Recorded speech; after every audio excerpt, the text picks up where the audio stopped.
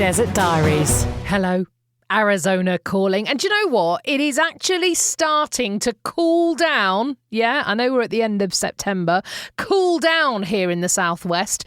I took the dogs out late night a couple of nights ago, and when the wind blew, there was just a hint of a temperature less than boiling in the air. The hairdryer breezes of summer are slowly fading away. Plus, I spent Wednesday night in a saloon and I wore socks and shoes for the first time in absolutely months.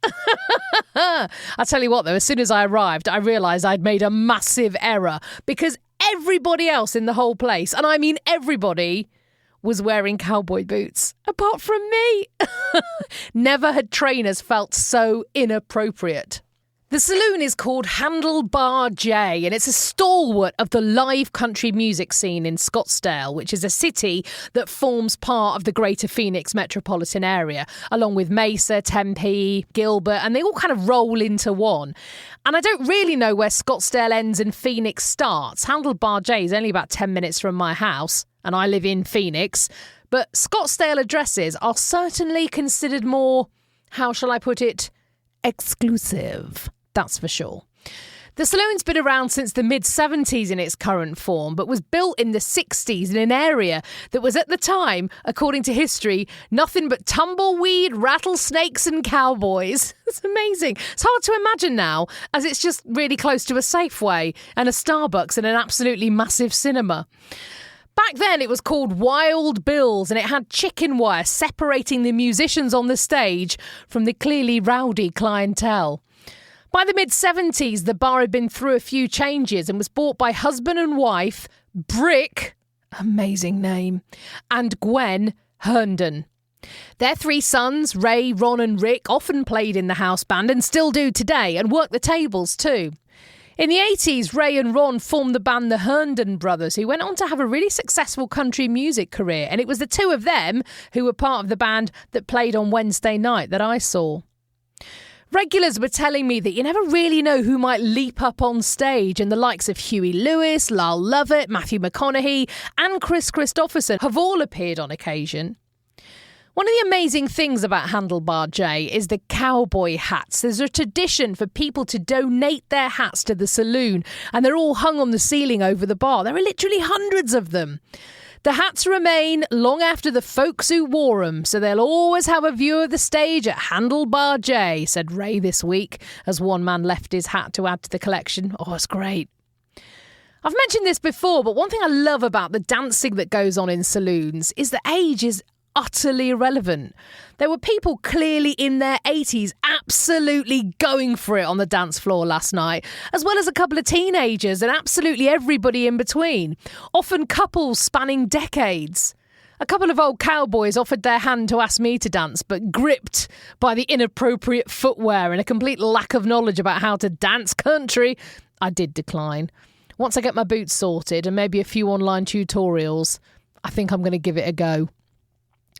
Another note to self, I do need to learn the words to the Star-Spangled Banner. Oh, say, can you see? Didn't really cut it last night when the band struck up the song. Everybody in the whole saloon immediately stood up, took off their hats, put their hand on their hearts and sung out loud.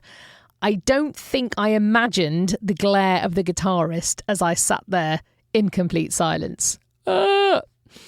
Telling the girls this story on the school run, they seemed genuinely surprised that I didn't know the words because, as they said, they'd been pledging allegiance to the flag on a daily basis since they started school 2 years ago.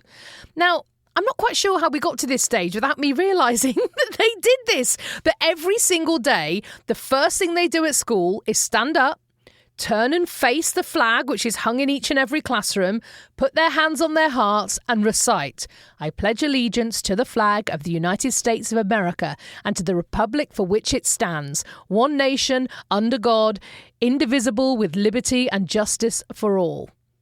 The teenager then has another set of words to recite from the start of the Constitution called the Preamble.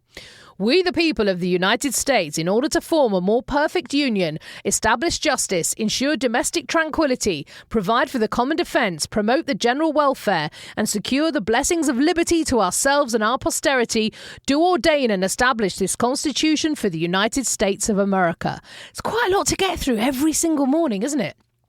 Once a week, on a Monday, the whole school, troop out into the playground and recite the pledge and the preamble whilst one student is picked to physically raise the Stars and Stripes itself up the flagpole.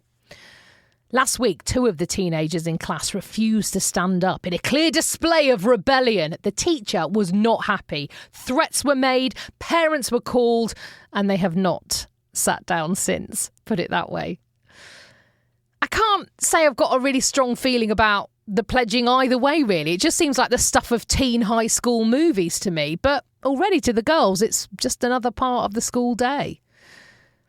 There definitely is a complete reverence to the flag amongst so many Americans. On my local Nextdoor app, one of my neighbours posted this week that she'd put her flag, which she proudly flew outside her front door, into the washing machine and it had shredded during the wash cycle.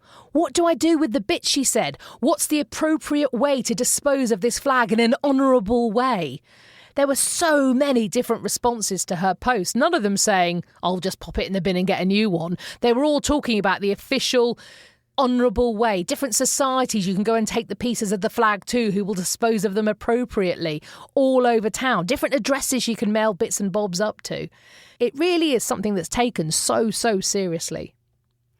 I suppose the big news of the week is the announcement from President Biden that the US is opening its borders back up to the UK at some point in November. I mean, man alive, what a rough couple of years it has been. I mean, this means in real terms, number one, my best friend is going to meet me in New York City in December. More than 2 years since I last saw her there. I really can't quite believe it's happening. And although my dad is due to have a very big operation at the start of November now, which has caused obviously a lot of concern, and we had to make sure he was able to fly, we've talked to doctors, we've had a lot of conversations, and it looks like, oh my gosh, my dad will be with us for Christmas. We bit the bullet and joined the absolute frenzy of flight booking a couple of days ago, and he's due to land on December the 14th. Oh, I still really can't quite believe it. But what a Christmas it will be. 12 weeks and counting, eh? I'll see you in the desert.